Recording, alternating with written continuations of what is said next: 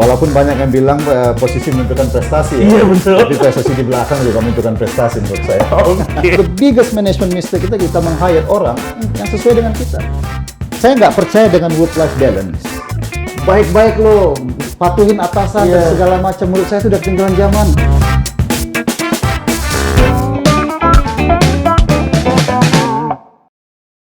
Nah, Jack.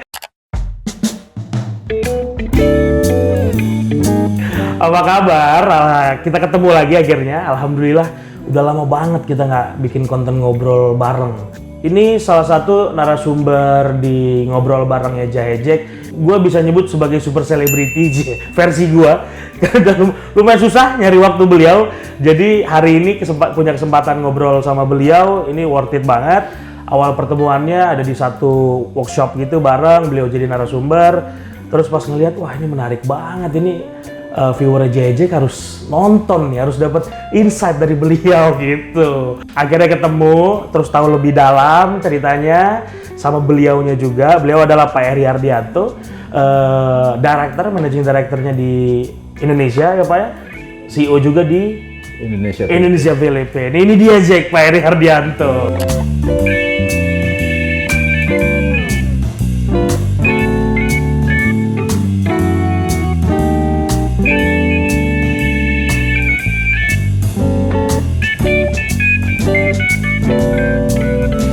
Halo, apa kabar Pak? Baik. Sorry nih Pak, jadi kita udah berapa kali reschedule, saya minta maaf gangguin Bapak terus. Wah, saya minta maaf kemarin kan, kita reschedule-nya berkali-kali. Ya. Untuk minta ketemu terus Pak. Tapi memang pertemuan pertama kita itu menginspirasi saya banget Pak. Jadi asik obrolannya dan saya tadi juga sampaikan di awal briefing kita, saya nggak tahu usia Bapak, detailnya berapa, tapi saya ngerasa kayaknya kok mudaan. Ayo tebak berapa? Berapa ya? 39, 38. Agak tua dikit, saya 41. 41 tuh kan. Dan kalau saya nggak salah lihat di profil beliau 2013 pertama kali jadi director Pak. Betul. 2013. Berarti 2013 itu 8 tahun lalu 33 Pak. Betul. Waduh, gila. Saya 32 sekarang Pak. Jadi jauh banget. Boleh sedikit Pak ngobrol. Kalau mau tahu Pak Eri zaman dulu seumuran saya, atau jangan seumuran saya, kalau seumuran saya udah jadi direktur dong. Lebih muda dikit. Pertama kali kerja umur berapa Pak? Saya kerja umur 22, 23 ya. 2001 saya kerja di... Ya? Lulus dari Filipina dulu kan ya Pak ya? Lulus dari Filipina, saya kerja di sini sebagai trainee. Sebagai trainee, manajemen trainee juga nggak sih Pak? Manajemen trainee, betul. Programnya ya, langsung di MERS ini? Langsung MERS dan manajemen trainee itu di MERS 2 tahun. Iya. Jadi kita dirotasi ke 3 departemen. Dan dalam 2 tahun itu kita ada 4 modul. Satu modul itu 2 minggu yang kita berangkat ke Copenhagen, belajar secara classroom training lah. Langsung itu di awal? Ya, 2012? 2001. 2001 maaf ya. Udah langsung tuh Pak. Dulu kan nyebutnya langsung MERS atau AP Muller gitu nggak sih Pak? MERS, Epimoler MERS. Sampai Epimoler sekarang MERS. tuh masih dipanggil Epimoler MERS. Epimoler itu MERS itu parent company kita, grup kita itu Epimoler MERS. Trading name kita banyak, ada MERS Line, ada Submarine, ada Sealand, ada Damco. Tapi kita sekarang melebur jadi satu namanya MERS. Buat yang belum tahu Pak, sedikit aja singkat. MERS apa Pak? Tentang apa? MERS is segala sesuatu mengenai logistics. Kalau kita lihat 20% dari global trade movement ya, barang-barang dan segala macam itu likelihood itu diangkut dengan kapal kita dengan kontainer kita. Jadi kalau Mas Rifki mungkin jasnya, jeansnya dan sepatunya mungkin bisa jadi dibawa dari dengan MERS gitu. Oke, tapi memang khusus laut dan inland termasuk inland logistik, juga. warehousing kita punya juga. Sekarang supply chain management jadi begitu kompleks ya, sangat kompleks, nggak seperti dulu lagi kita menggabungkan multiple sourcing dan direct delivery ke store, direct delivery ke distribution warehouse, termasuk sister company kita Damco juga melayani air freight. Oh, air freight juga. Barusan saya mau tanya tuh kan rame juga DHL. Betul. Atau yang lainnya kan lagi rame juga. nggak kesana gitu maksudnya Pak? Airfreight kita sudah mulai tadi ya? berpartisipasi. Man core bisnis kita memang di kontainer logistik. Di kontainer logistik. Oke, menarik. 2001 mulai bekerja, 2001-2002 mulai bekerja. Terus saya lihat juga Pak di profilnya jadi apa dulu tuh senior manager ya, udah manager dulu, senior manager, terus senior director Pak nggak salah ya. Terus akhirnya ke sekarang. Berarti kalau boleh dibilang Pak selama 10 tahun lebih ini banyak hidup di mana? Di Indonesia atau di? Kalau 10 ditarik dari 10 tahun terakhir, saya banyak hidupnya setengah-setengah ya. Setengah di Indonesia, tapi kebanyakan setengah lagi ada di Manila dan di Thailand. Oke. Besarnya di sana berarti Pak, Bapak sendiri? Iya, dari awal-awal karirnya saya juga spend banyak 5 tahun di Singapura ya. Dari waktu awal-awal habis training itu saya ke Singapura 5 tahun, jadi cukup lama juga di sana ya. Oke. Tapi sebelumnya saya mau tahu dulu Pak, di umuran Bapak 21, 22 atau kita patungnya sampai 27 aja Pak. Bapak punya parameter bandel nggak sih Pak? Parameter gagal, bandel di hidup Bapak waktu itu. Oh ini bandel gue segini, gagal gue segini gitu. Bandel corporate atau bandel personal? Bandel personal, karena kan kita mau ngulik nih muda untuk jadi sukses kayak Bapak. Jangan-jangan parameter bandelnya cuma diam-diam ngerokok, gitu Pak, atau gimana Pak? Kalau waktu umur 22 setelah kerja sih saya rasa bandelnya personal ya. Kalau sebelum kerja itu bandelnya corporate. Bandel untuk personal itu sebelum kerja. Oke. Sebelum kerja itu saya kebetulan punya opportunity untuk pindah-pindah. Ya ada opportunity untuk pindah belajar di mana gitu. Jadi membuat saya untuk lebih apa ya istilahnya ya? Lebih lebih toleran lah untuk bagaimana melihat orang berbeda dan segala macam. Saya pikir sih dulu saya suka judge people tuh. Gitu. Ini orang dari tampangnya begini nih kan. Oh, orang dari gayanya begini gitu. Tapi semakin lama saya mengenal orang dari background yang sangat berbeda. Nggak gampang buat saya ngejudge orang itu seperti apa. Mungkin memang gayanya seperti itu. Mungkin memang culture-nya seperti itu dan so on so forth. Saya nggak gampang. Kalau dulu ya, itu letak saya bandel saya pikir. Kutu buku nggak Pak? Kutu buku atau nggak main kemana-mana gitu Pak? Saya nggak kutu buku. Nggak kutu buku. Saya nggak kutu buku. Jadi kalau misalnya dulu kalau dibilang SMA ada orang yang duduk di depan. Yang biasanya yang suka jadi teacher favorite kan, ya kan? Yang pakaian paling rapi. Betul, yang di belakang yang buat keribukan. Betul. Nah, saya di belakang. Serius? Betul. Oke, bener nih Pak. Benar, saya di belakang. Ini membahagiakan viewers kita Pak. Jadi biar stigmanya nggak gitu. Dulu kan sama Pak. Dulu pokoknya kalau duduk paling depan kesayangan guru pasti sukses nih. Wah, ternyata nggak ya.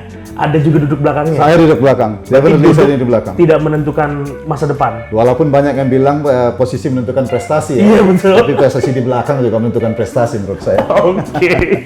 Menarik Pak.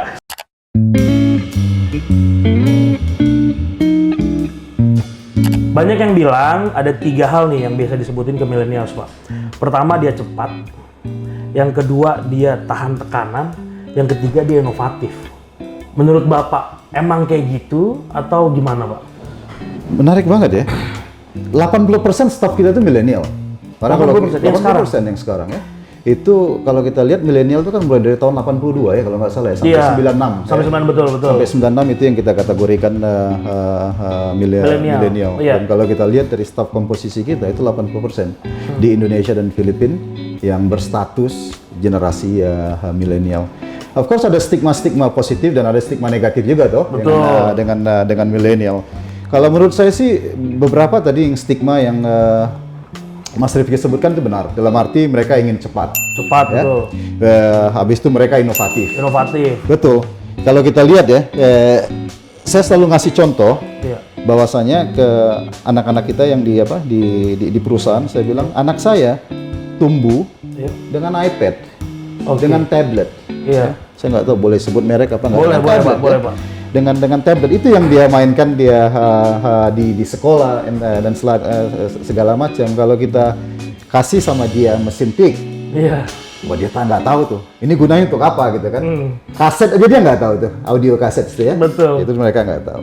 Nah saya bilang sama anak-anak mereka bahwasanya fokus kita sekarang jangan lagi ke fokus ke customer-customer yang kita punya.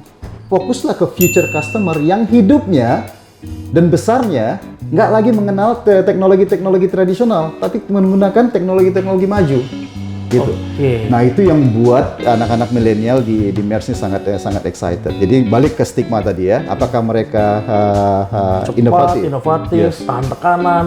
Kalau tahan tekanan sih, menurut saya sih antara truth dan mitos ya. Gimana? Truth dan mitos dalam arti anak milenial kan gampang bosan kata-katanya kan. Iya betul, Ya, betul. gampang bosan. Jadi Bored easily, Pak. Bored easily, Iya. ya kan. Mereka kadang-kadang melihat di universe mereka, kalau itu nggak interesting buat mereka tinggalkan. Iya. Menurut saya sih, jadi kalau tahan tekanan tergantung. Tergantung. Yang Bapak alami sendiri di tim Bapak? Kalau kita lihat sih di sini sih menurut saya sih mix. Jadi kalau challenge-nya dia suka, tekanannya dia suka, Iya. dia dalamin tuh. Iya betul. Dia really into it gitu kan. Tapi kalau misalnya tekanan yang kita Biasa-biasa kira aja. ini nggak, saya nggak suka nih, dia bilang begitu, dan nggak dia tekunin dan cepat untuk. Tapi pernah Pak Give up. nemu millennials yang saya sih pernah ya beberapa merekrut malas-malas juga gitu. Terus kalau saya nyebutnya lebih ke cengeng Pak gitu. Jadi kalau dulu kita diomelin itu biasa, kalau sekarang diomelin kayak baper banget. Terus akhirnya personal akhirnya resign. Pernah nemu gitu Pak? Awal-awalnya pernah, ya. Tapi kan analogi yang saya pakai itu, kalau misalnya kita ke Papua, Iya. kita berpakaian lengkap dan kita berdiri di 100 orang yang berpakaian tradisional. Iya. Yang aneh siapa? Kita. Betul. Ketika orang Papua datang ke Jakarta, dia berpakaian tradisional di depan 100 orang berpakaian ala Jakarta. Yang aneh dia. Betul. Iya. Jadi moral of the story-nya itu kita menempatkan kita sebagai leader di mana kita berada. Oke. Kalau 80% saya hidup di korporasi yang 80% milenial. Kalau saya nganggap 80% orang tuh aneh semua, gimana dong? Iya. Sementara mereka nganggap saya yang aneh gitu loh. Jadi menurut saya sih it's all about the leadership juga yang adjust ke mereka.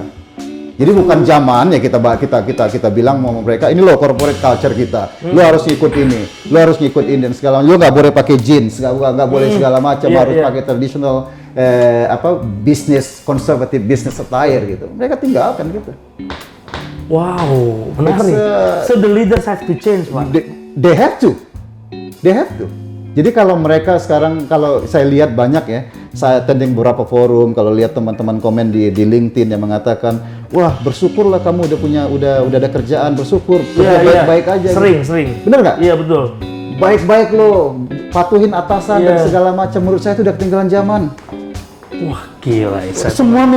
Semua angkatan kerja ini yang masuk sekarang tuh milenial, Mas. Iya.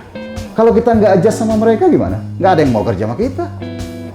Gimana kita mau attract talent? Iya. Ketika melihat mau gue mau kerja mereka nggak usah, konservatif, gue harus pakai dasi, nggak boleh pakai jeans dan segala macam. Wah ini menarik banget Pak. Karena saya pun berpikir enggak, karena tadi tuh Pak, bersyukur lo udah punya kerja, lo ikutin dong maunya. Karena dulu saya pernah kenal kayak gini Pak, ucapannya, lo nggak bisa milih anak gua, nggak bisa milih bos. Jadi once lo nyemplung, ya lo ikutin aja maunya. Tapi di sini Bapak berpikir dua sisi. Definitely kalau ada yang bilang lo nggak bisa milih bos, itu salah. Wow, serius, lucu nih. Salah. Kalau kita udah beralih, Mas. Kalau dulu Iya. kita berada di zaman survival. Iya, Mak bapak kita dulu tuh, zaman bapak saya itu survival. iya, Suka nggak suka, jalanin. dia jalanin karena apa? Tanggung jawabnya ada. Wah, gua harus besarkan anak nih, nyekolahkan anak nih dan segala macam. Nah, milenial sekarang dia tahu dia punya skill set. Dia udah get through that survival mode tadi. Maka dia bilang yang dia lakukan sekarang adalah dia mencari experience.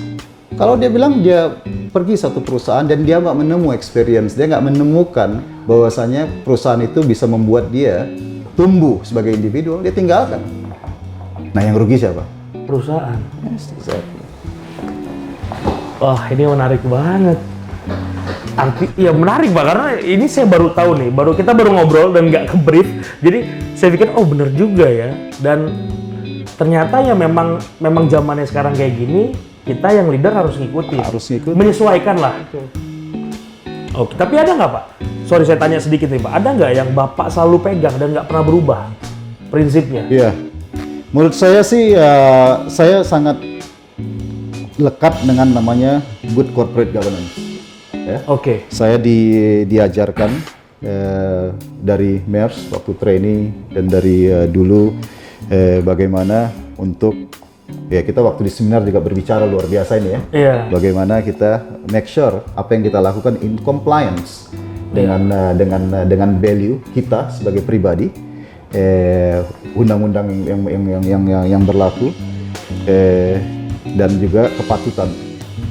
Kepatutan itu misalnya banyak hal ya. Kepatutan itu misalnya how do we treat people. Ya. Itu kan kepatutan yang mungkin kalau kita berbicara kepatutan yang di Eropa dengan kepatutan di Asia itu kan berbeda.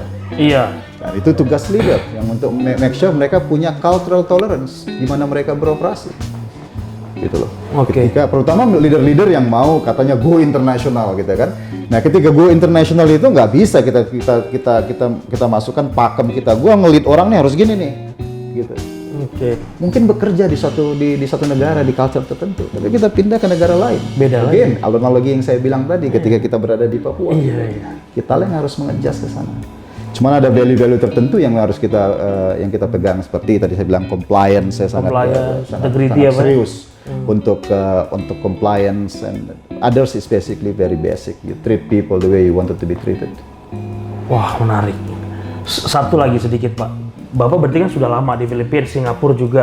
Apa yang paling menurut Bapak beda? Satu deh, saya dorongnya gini, Pak. Kenapa selalu dibilang Indonesia tuh jauh sama mereka gitu? Enggak juga, Mas. Enggak juga. Enggak juga. Yang menarik itu adalah orang Indonesia ini pintar, Mas. Pintar. Saya senang literally pintar okay. dengan orang Indonesia. Particularly orang-orang yang pernah mengenyam ke pendidikan ke Amerika, pasti mereka tahu orang Asia ini punya stigma dia lebih pintar di matematik gitu kan. Logisnya berjalan toh, gitu kan. Saya alhamdulillah pernah mengenyam dulu. Jadi ada stigma itu. Nah, kalau dibilang orang Indonesia itu katanya lebih lambat dan segala macam, nggak berani ngambil keputusan, saya rasa enggak, ya. Orang Indonesia itu berkecukupan dari segi skill mereka. Oke.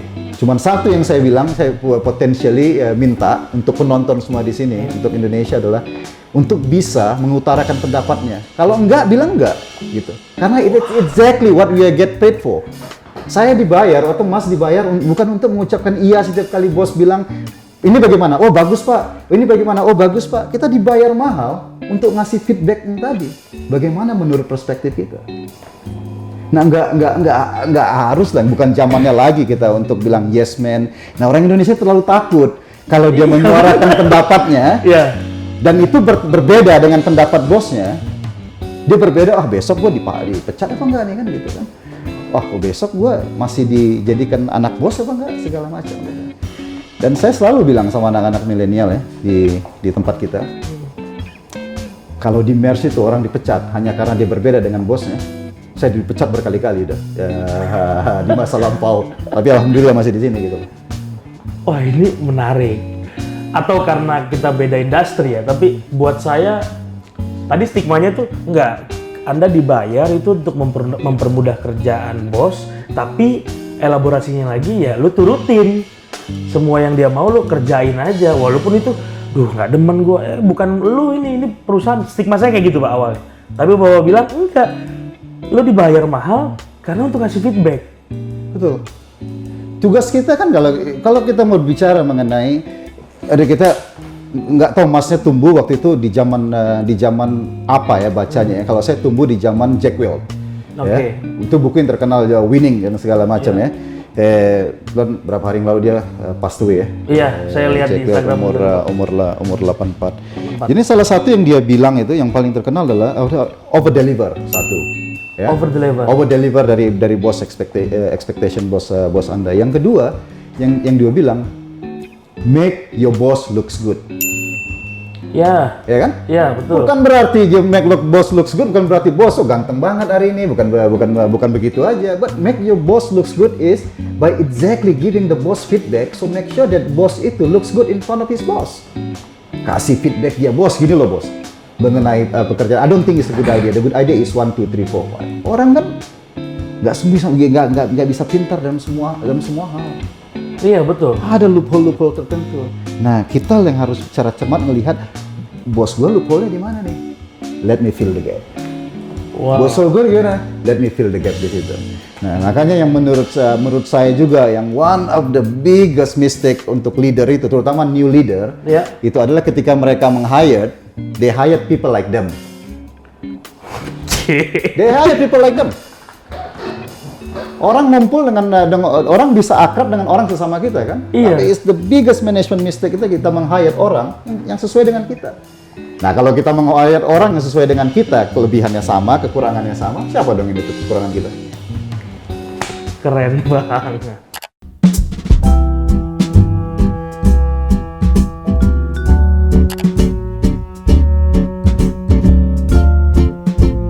Pernah nggak ngerasa kalau saya bandingkan ke saya pernah juga ngerasa nggak setuju terus akhirnya down. Saat kapan sih saat kita milih enggak ini tuh ya udah another change lo coba lagi gitu. Kapan nentuin itu? Kalau saya udah dulu awal-awal di karir sih saya waktu itu banyak juga sih ya momen-momen seperti itu, terutama momen dimana kita pikir kita harus menang setiap kali kita berargumentasi. Iya, dan kalau kalah tuh kayak ini nggak gua banget nih gitu. Betul. Tapi udah saya udah tinggalkan lah itu, dalam arti sekarang saya kalau misalnya it's fact of life lah. Sometimes you won the argument, sometimes somebody else has have a better argument gitu. Nah, yang important itu adalah ketika kita berdiskusi, kita ngambil keputusan. Mungkin yang kita pakai nanti idenya Mas Rifki. Tapi begitu kita keluar dari meeting room, itu bukan ide kamu lagi, ide semua. It's a collective decision. Jadi saya punya di depan everybody juga bilang, it's not this idea, it's management decision. Gitu. Jadi setiap member tuh punya kewajiban untuk mendrive apapun decision yang diputuskan. Jadi bukan lagi itu keputusan, karena itu keputusan Mas Rizky, saya nggak support gitu loh. Iya, seakan-akan bukan belongs to you gitu, Pak. That's exactly. Kalau Bapak boleh mengkritik sekarang, tadi udah disebutkan, dan ini ngebuka wawasan banget tentang milenial. Kalau boleh dikritik Pak, yang paling tajam lah untuk milenial. Tadi kan Bapak bilang speak up salah satunya Pak. Tapi kalau yang lain Pak, dari gaya kerja deh Pak, yang rutin tapi kadang kita nggak tahu. Yang bahaya itu kan kita nggak tahu apa yang kita nggak tahu gitu. Betul. Akhirnya kita ngerasa ya udah fine aja apa Pak? Ya, I think kalau kita lihat sih di milenial ini, I think pembelajaran yang kita bisa kasih itu resiliensi ya. Oke, daya tahan resiliensi, daya tahan kan, karena in most cases life is about marathon kan, bukan sprint gitu. Ada beberapa hal yang nggak bisa kita dapat dari dalam jangka waktu yang pendek gitu. Memang harus itu kita dapatkan dalam jangka waktu yang agak lama, maraton. Nah, itu yang kita lihat resiliensi tadi orang, ayo dong, terus dong gitu kan. Apalagi kalau dia mau jadi expert. Yang lain sih udah cukup bagus menurut saya. Mereka curious pasti Pak. Sangat curious kan. Mereka inovatif. Mereka tumbuh di environment yang bukan seperti kita yang mungkin berbicara atau menentang guru aja takut kan? Yes, exactly Pak. Pernah nggak diketok sama penghapus dulu? Pernah. Saya sering dilempar. Iya, tabok sini pernah Pak. Ya kan? Nah, sekarang anak-anak sekarang mereka bebas kan men-challenge guru mereka. Kenapa seperti itu? Kenapa seperti ini dan so on so forth. Nah, itu bagus. Kembangkan itu. Nanti di perusahaan juga sama. Kembangkan itu, nggak ada alasan mereka harus tone down. Tapi resiliensinya yang harus diinin. Karena ada beberapa yang bisa kita dapatkan instan. Ada beberapa yang harus nunggu. Gitu.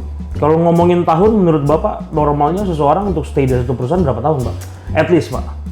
Kalau saya lihat sih bukan masalah stay di perusahaan. Menurut saya itu come back to individual menurut saya sih. Apa sih yang mau mereka cari? Uang.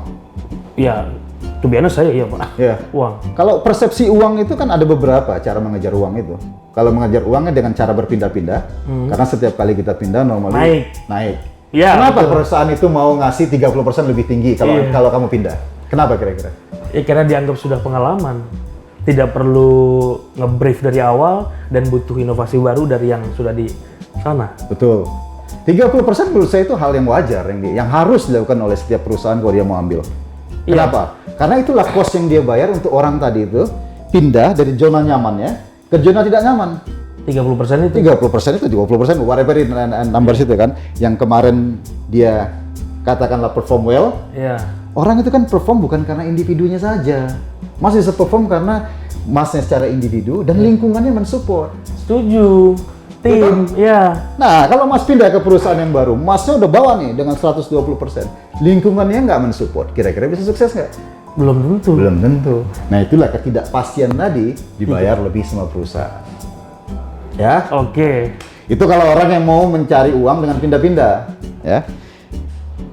Kalau saya punya ada agak sedikit berbeda, dalam arti dalam awal karir saya nggak pindah, sampai sekarang 19 tahun saya nggak pindah, karena saya percaya ada outliers di dalam pay scale itu. Jadi untuk orang-orang yang perform well, Iya.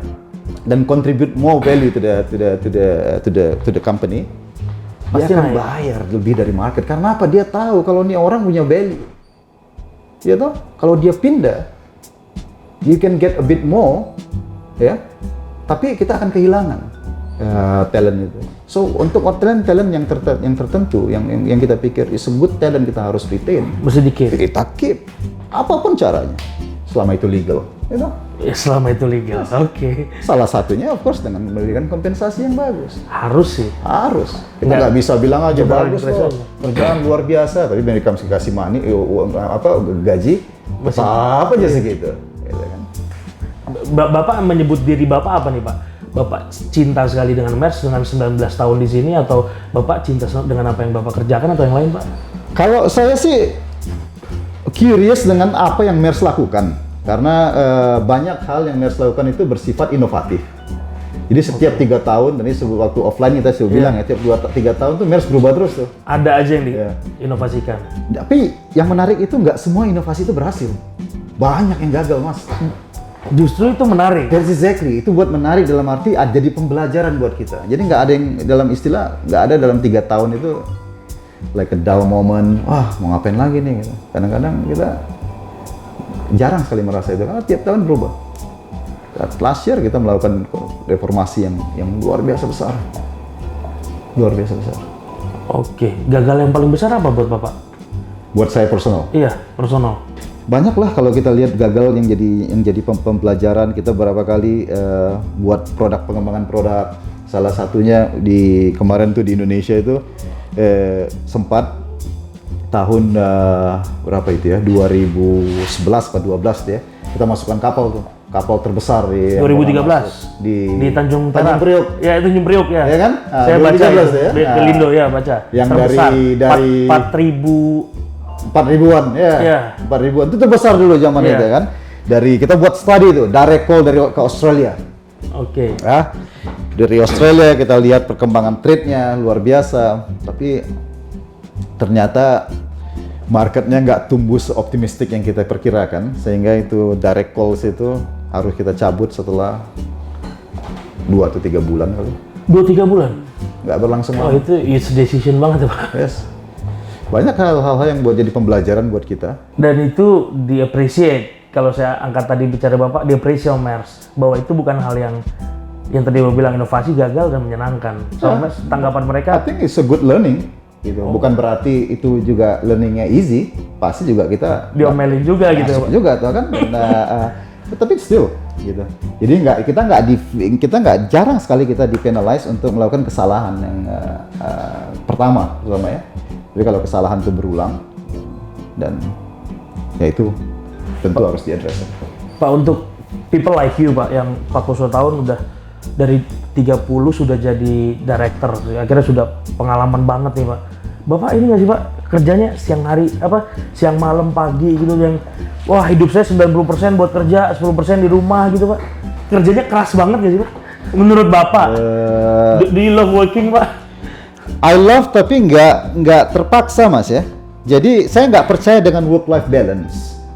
Wow. Dari kecil saya nggak percaya, dari awal mulai kerja saya nggak percaya dengan namanya work-life balance. Why, Pak?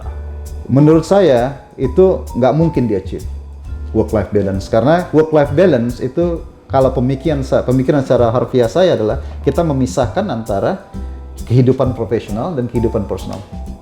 Iya. Pertanyaannya, wow, ketika Mas Rifki di rumah, iya, pernah nggak kepikiran kantor? ya sering. Sering, Pak. Ketika di kantor, pernah nggak kepikiran rumah? Ya pernah juga. Nah, kira-kira bisa nggak achieve work-life balance dengan seperti itu? Ya enggak, itu yang masih dicari sampai sekarang sebenarnya. Jadi menurut saya percaya dari dulu dengan work-life integration. Saya ngabisin 10 jam, 12 jam di kantor, it's part of my life. Kenapa saya harus misahkan antara pekerjaan saya dengan hidup saya? Nah, it is part of my life. Sebagian besar hidup saya itu dihabiskan bekerja, ya, dan it's part of my life. It's a life that I enjoy, gitulah. Dan ketika saya di rumah pun nggak mungkin saya shut down, nggak mungkin saya shut down. Banyak sekali inovasi-inovasi yang saya pikirkan justru lahirnya di rumah ketika saya main sama anak-anak, main bola sama anak-anak, lagi berenang sama anak-anak. Itu lagi, oh ya, bagaimana seperti ini, gitu kan? Nah kan ada kepikiran-kepikiran seperti itu. Nah, menurut saya belief dengan menyatukan dua itu secara harmonis, saya nggak memisahkan. Nah, ini waktunya saya bekerja, ini waktunya saya sama keluarga. Enggak. Karena nggak mungkin saya nggak bisa achieve itu. Mungkin ada orang lain bisa, tapi saya nggak. Itu menarik ini. Jangan-jangan yang stigma itu work balance, Pak. Ini buat orang-orang cari cuan juga. Ketika dia bilang, ya udah sambil cari kegiatan di luar itu sebenarnya bekerja juga ya. Karena mikirin juga. Menarik sih, emang benar ya, Jack ya, kita kan kalau lagi punya kegiatan, jangankan di rumah, sholat aja kepikiran, Pak. Tuh.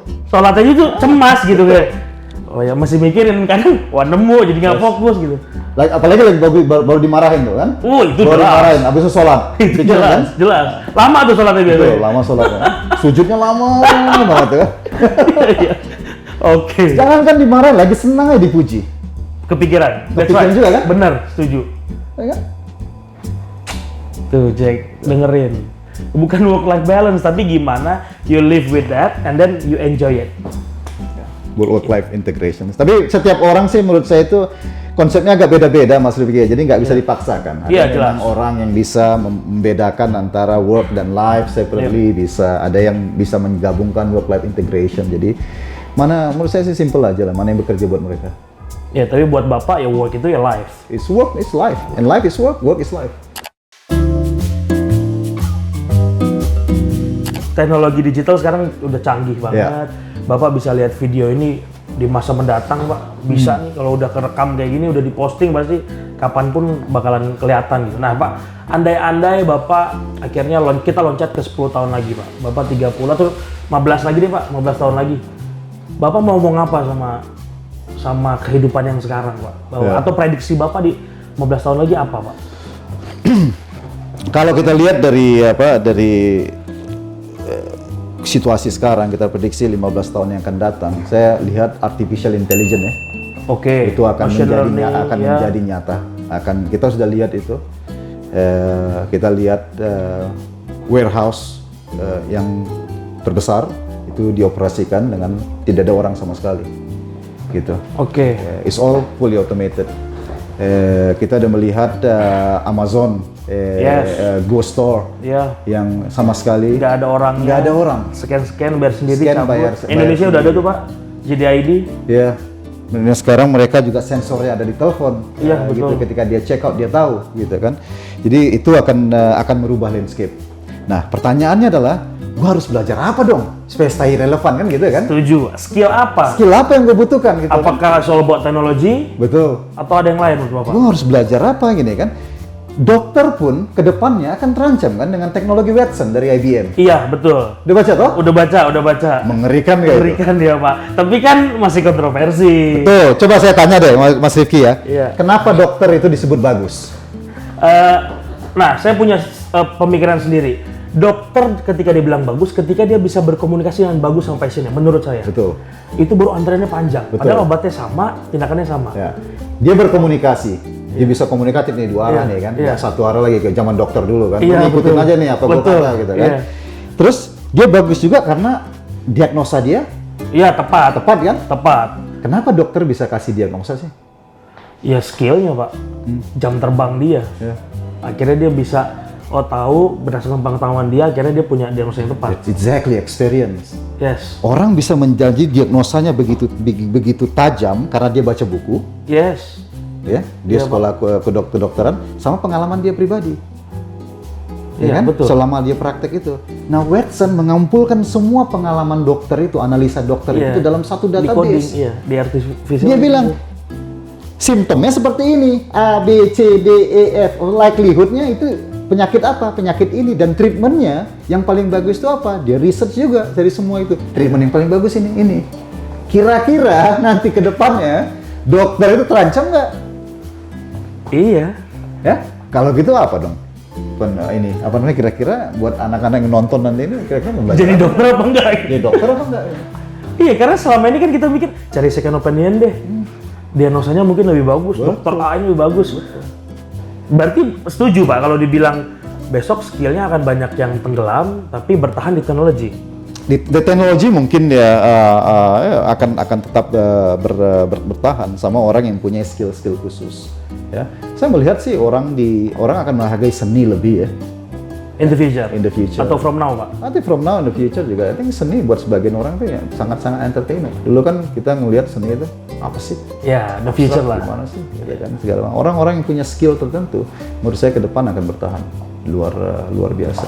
Kalau kita ngelihat yang bersifat basic dan segala macam itu all will replace dengan teknologi.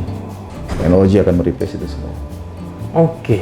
Berarti sekarang kita harus lebih kayak memperkaya pemikiran kita dengan skill-skill yang lain. Betul, dan terbuka lah gitu. Bapak percaya nggak sih Pak sama pendidikan kita Pak? Sangat. Vokasional sekarang Pak? Vokasional saya rasa sih cukup maju menurut saya ya. Dan sistem pendidikan kita saya rasa juga udah berkembang dengan luar biasa bagus.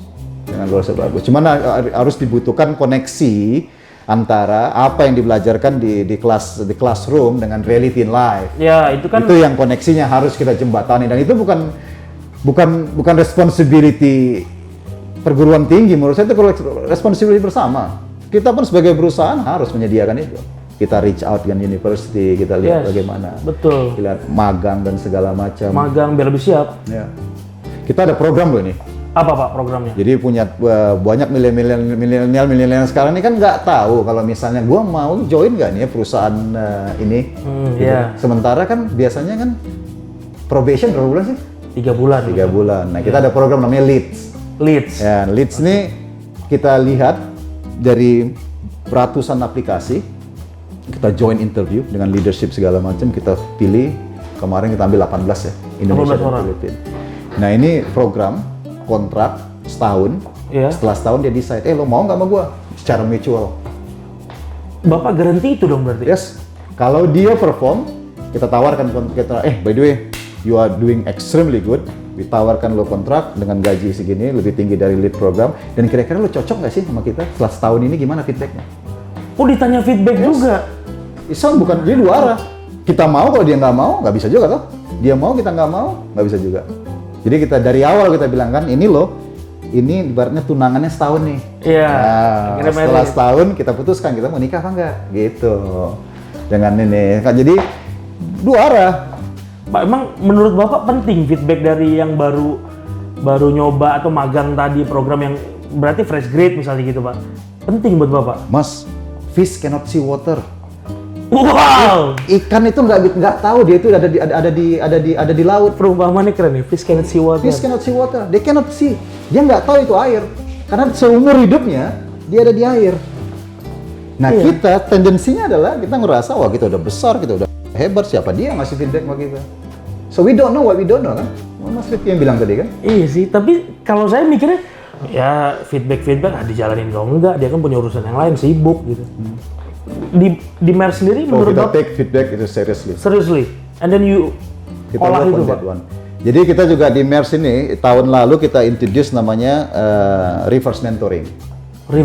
Selama ini kan yang tua mentoring yang muda. Iya. Ya, MD mentoring trainee dan segala macam gitu kan. Nah sekarang saya punya mentor saya 26 tahun. Dari yang muda? Yes. Apa yang dapat dari mereka? Banyak cara berpikir mereka. Saya tanya apa sih yang buat milenial itu cepat bosan? Jadi dia begini Pak karena ini segala macam. I got the first hand experience dari dia. Tapi Bapak nggak takut dia cuma ngomong apa yang pengen Bapak dengar aja? Enggak. Saya yakin banget karena apa? Karena kita udah kerja sangat berat untuk develop culture sehingga orang bisa speak up. Dan itu bukan overnight work. Itu kerja tahunan pasti. yang kita bangun sehingga orang jangan takut untuk ngomong segala macam. Wow, thank you banget Pak Eri. Ini menarik sekali. Dari beberapa yang sudah saya interview menarik Pak. Ini karena kebuka sekali ya. Beberapa, kalau saya tadi yang terakhir nih Pak, poin saya yang terakhir, kebanyakan kita kalau diminta feedback sama atasan, ya udah kita cerita apa yang kita bisa predik. Biasanya tuh milenial suka gitu Pak, gue tahu kok yang lo mau denger dari gue apa, ya udahlah gue sampaikan lo mau denger. Oh bagus Pak, ini menarik, ide Bapak keren banget, segala macem Pak. Tapi Bapak malah nggak itu, and you can guarantee about that Pak. Saya yakin, karena kita udah develop culture itu udah lama ya, dan saya tekankan sama mereka, look, kita dibayar bukan untuk bilang iya. Kadang-kadang kita dibayar mahal sama bos kita untuk bilang enggak.